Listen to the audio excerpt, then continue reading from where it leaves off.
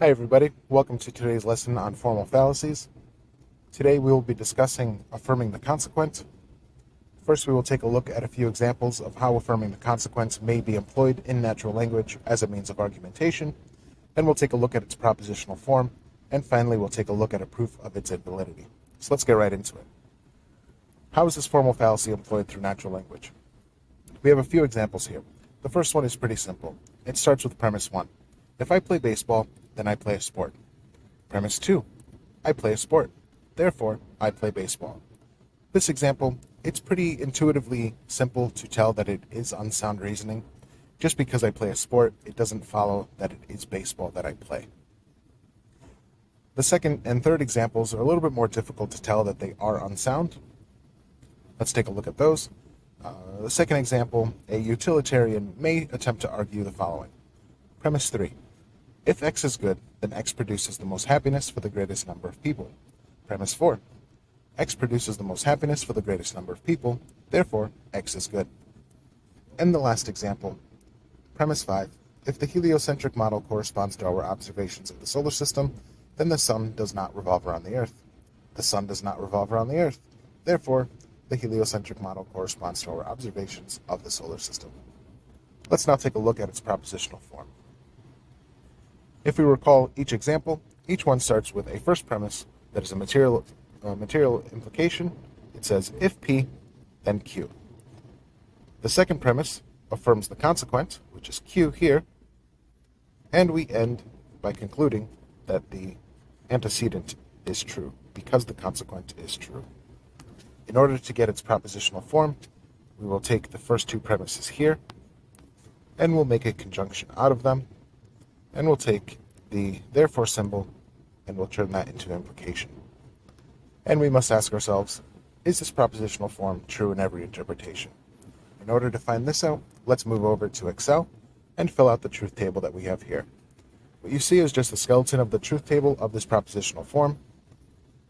All we have to do is punch in our values to figure out whether or not this propositional form is valid. Since we have two propositions, we know that we will have four interpretations. That is, one in which P is true and Q is true, one in which P is true and Q is false, one in which P is false and Q is true, and one in which neither P nor Q is true. So let's copy that over to our other columns while staying consistent.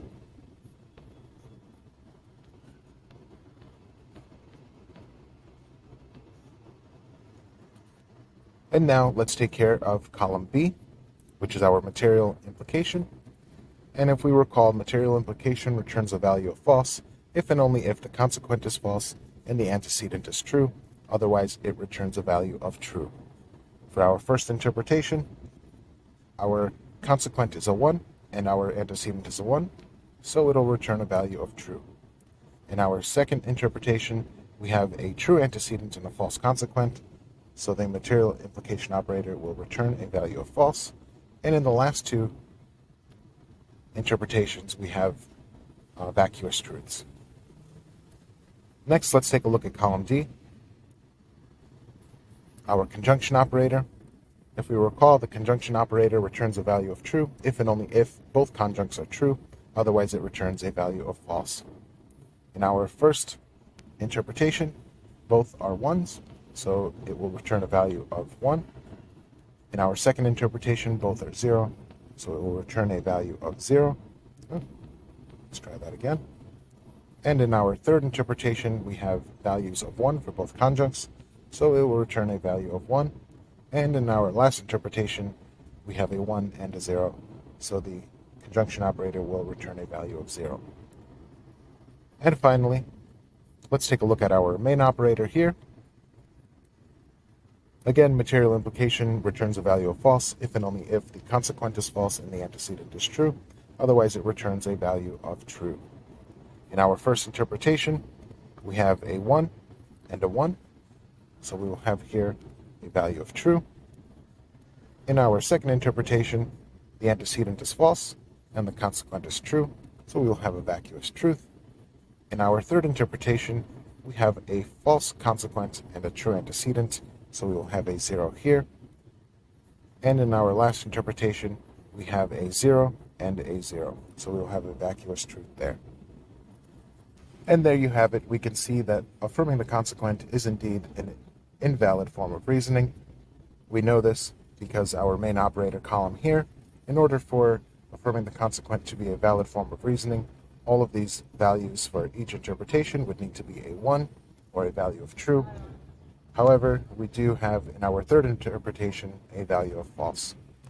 That's it for today's lesson. Thanks for coming by, and until next time, may reason be with you.